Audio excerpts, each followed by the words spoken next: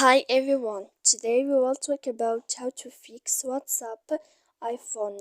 To know how to fix or how to solve WhatsApp iPhone, you should just go to settings like this. We will click. After that, in this page, you will go to apps, default apps, app settings. When you will see this list, you will go down to find the application of WhatsApp and you will enter here.